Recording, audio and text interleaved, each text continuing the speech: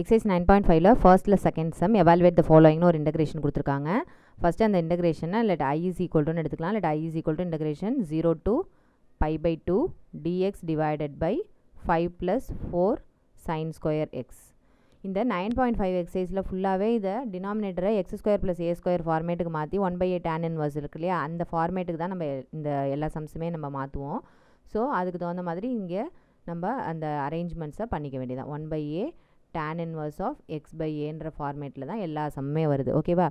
இந்த மாதிரி ஃபார்மேட்லேயே இது 9.3 உள்ள எக்ஸாம்பிள்லையும் இதே மாதிரி ஃபார்மேட்டில் நம்மளுக்கு சம் இருக்குது. ஓகேவா?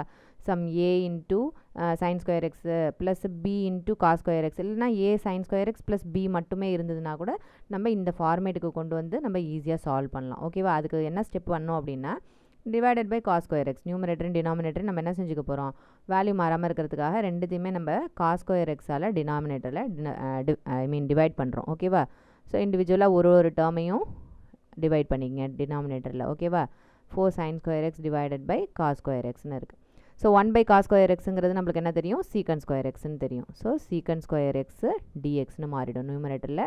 இங்கே டினாமினேட்டர்லையும் 5 into 1/காஸ் ஸ்கொயர் எக்ஸ், 1/காஸ் square x again secant square x, secant square x plus இங்கே என்னது 4 sin ஸ்கொயர், சைன் பை காசுங்கிறது tan. ஸோ 4 tan ஸ்கொயர் எக்ஸ்ன்னு மாற்றிக்கலாம். ஓகேவா? நம்மளுக்கு இந்த மாதிரி ஃபார்மேட் கொண்டு வரணுன்னா நம்மளுக்கு இங்கே டினாமினேட்டரில் ஒரு கான்ஸ்டன்ட் இன்ட்டுவோ இல்லை கான்ஸ்டன்ட்டே இல்லாமல் நம்மளுக்கு tan ஸ்கொயர் எக்ஸ் மட்டும் இருக்கும், ப்ளஸ் சம் அதர் கான்ஸ்டன்ட் மட்டும் இருக்கும். அப்போ இதை வந்து என்ன செஞ்சுக்கலாம், ரெண்டு டிஃப்ரெண்ட் டேனும் இருக்குது சீக்கண்ட்டும் இருக்குது அப்படிங்கிறதுனால நம்ம என்ன செஞ்சுக்கலாம், இந்த சீக்கன் ஸ்கொயருக்கு நம்ம ஐடென்டிட்டி யூஸ் பண்ணிக்கலாம். நம்மளுக்கு என்னென்ன ஐடென்டிட்டி தெரியும், secant square x is equal to tan square x plus 1ங்கிறது நம்மளுக்கு தெரியும் இல்லையா, அதனால் அந்த ஐடென்டிட்டி யூஸ் பண்ணி நம்ம சிம்பிளிஃபை பண்ணிக்கலாம். Okay, integration 0 to π/2 secant square x dx divided by 5 into tan square x plus 1, அது உள்ள அந்த 5 ஒரே ஸ்டெப்பில் உள்ள மல்டிப்ளை பண்ணிக்கலாம். 5 tan ஸ்கொயர் எக்ஸ் ப்ளஸ் 5ன்னு மாற்றிக்கலாம், ப்ளஸ் 4 tan ஸ்கொயர் எக்ஸ். ஓகேவா? இங்கே இருக்கிற சீக்கன் ஸ்கொயருக்கு ஏன் நம்ம சப்ஸ்டியூஷன் கொடுக்கல அப்படின்னா, நம்ம கீழே இங்கே tan ஸ்கொயருக்கு பதிலாக ஏதாவது ஒரு சப்ஸ்டியூஷன் கொடுப்போம் இல்லையா, அப்போ சப்ஸ்டிடியூஷன் பண்ணும்போது நம்ம டிஃப்ரென்ஷியேட் பண்ணால் நியூமரேட்டரில் உள்ள டேர்ம் கிடைக்கும். அப்போ அந்த இது வேனிஷ் ஆகி ஒரு டியூஓ டிடிஓ நம்ம என்ன எடுத்துக்கிறோமோ அது மாதிரி மாறிடும். அதனால அது காம்ப்ளிகேஷன் இருக்காது. அதனால நம்ம என்ன செஞ்சுக்கிறோம், டினாமினேட்டரில் மட்டும் மாற்றிக்கிறோம். So 0 to π/2 secant square x dx divided by, இந்த ரெண்டு டேர்ம்ஸையும் ஒரே மாதிரி இருக்கிறதுனால ஆட் பண்ணிக்கோங்க. 5 + 4 9 tan ஸ்கொயர் எக்ஸு ப்ளஸ் 5ன்னு இருக்குது. இந்த 9 கூட என்ன செஞ்சுக்கலாம், டிவைட் பண்ணி கீழே எழுதிக்கலாம். அப்போ என்ன ஆகும் அப்படின்னா, integration 0 to π/2 secant square x dx divided by tan square x 9 காமனாக எடுத்துட்டோம் அப்படின்னா ப்ளஸ் 5/9 ஆகிடும்.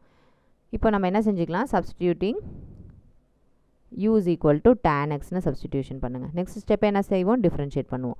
du is equal to tan x differentiate பண்ணோம்னா நம்மளுக்கு சீக்கன் ஸ்கொயர் எக்ஸ் டிஎக்ஸ், இப்போ நியூமரேட்டரில் உள்ளது வந்துருச்சு, அப்படியே அது டியூவாக மாறிடும். அதனால நம்மளுக்கு காம்ப்ளிகேஷன் இருக்காது. சப்ஸ்டிடியூஷன் பண்ணுறோம், நெக்ஸ்ட் டிஃப்ரென்ஷியேட் பண்ணுறோம். நெக்ஸ்ட் ஸ்டெப்பே என்ன தான் செய்ய போகிறோம், நம்மளுக்கு லிமிட்ஸை மாற்றிடணும். ஓகேவா? மறக்காமல் லிமிட்ஸை மாற்றிடணும். எக்ஸோட லிமிட்ஸ் எல்லாத்தையும் யூவோட லிமிட்ஸாக மாற்றிக்கணும். இங்கே என்ன லிமிட் இருக்குது, 0 to π/2 இருக்குது. ஓகேவா? எக்ஸுக்கு 0 இருந்ததுன்னா யூவோட லிமிட் என்னவா மாறும், நம்ம எங்கே சப்ஸ்டிடியூஷன் கொடுக்குறோம் இல்லையா, ஒரு டேர்ம் இஸ் ஈக்குவல் டு இந்த டேர்ம்னு நம்ம டிஃபைன் பண்ணுறோம் இல்லையா, அந்த இடத்துல போய் தான் என்ன செய்யணும், இந்த லிமிட்டோட வேல்யூவை போட்டு அதுக்கு அனதர் லிமிட்டாக மாற்ற போகிறோம், வேல்யூக்கு அனதர் வேரியபிளுக்குள்ளே லிமிட்டாக மாற்ற போகிறோம். So x is equal to 0ன்னு சப்ஸ்டியூஷன் பண்ணிங்கன்னா tan 0ன்னு ஆகிடும். tan 0வோட ஆன்சர் 0. ஸோ எக்ஸ் 0னா யூவும் 0. நெக்ஸ்ட்டு π/2 கொண்டு போய் சப்ஸ்டியூஷன் கொடுங்க. tan π/2ன்னு இருக்கும். tan π/2வோட ஆன்சர் என்ன அப்படின்னா இன்ஃபினிட்டி. ஓகேவா? இன்ஃபினிட்டின்னு கிடைக்கும். ஸோ எல்லாமே மாற்றியாச்சு. இப்போ இந்த இன்டகிரேஷனில் கொண்டு போய் எல்லாத்தையும் அப்படியே சப்ஸ்டிடியூஷன் கொடுக்க வேண்டியதான் ஜஸ்ட். ஓகேவா? So I is equal to integration லிமிட்டும் மாறுது, 0 to இன்ஃபினிட்டியாக மாறிடுது. சீக்கன் ஸ்கொயர் எக்ஸ் டிஎக்ஸுக்கு பதிலாக டோட்டலாக நம்ம என்ன போட்டுக்க போகிறோம், டியூன்னு போட்டுக்க போகிறோம். டிவைடட் பை 9 into 9 வெளியில் காமனாக எடுத்துட்டோம் இல்லையா, அதனால் அந்த 9 into டேனுக்கு பதிலாக யூன்னு போட போகிறோம். இங்கே tan ஸ்கொயர் இருக்கிறதுனால என்ன ஆகிட போகுது, யூ ஸ்கொயர்னு போட்டுக்க போகிறோம். So X square plus a square ஃபார்மேட்டுக்கு மாற்றணும் இல்லையா, அதனால் இந்த டேர்மை நான் எப்படி மாற்றிக்கிறேன், √5/3 the whole ஸ்கொயர்னு போட்டுக்க போகிறேன். வேல்யூ மாறாது இல்லையா எனக்கு. ஸோ இப்போ பாருங்கள், dx divided by x square plus a square ஃபார்மேட்டில் இருக்குது. நம்ம ஃபார்முலா ஆட்டோமேட்டிக்காக எப்போவும் இல்லை இந்த ஃபார்முலாவை யூஸ் பண்ணிக்க வேண்டியதான். x² is equal to 1/a tan inverse of x/a, அந்த ஃபார்முலாவை ஜஸ்ட் இங்கே அப்படியே அப்ளை பண்ண வேண்டியதான். 1/9 தூக்கி காமனாக வெளியில் போட்டுடலாம். இன்ட்டு இங்கே என்னது ஃபார்முலா 1/a, ஏக்கு பதிலாக என்னது இங்கே √5/3 இருக்குது. So √5/3 tan inverse of x/a. x என்னது இங்கே u by aங்கிறது என்னது √5/3. அடுத்தது லிமிட் அப்படியே அப்ளை பண்ணிக்க வேண்டியதான். ஓகேவா?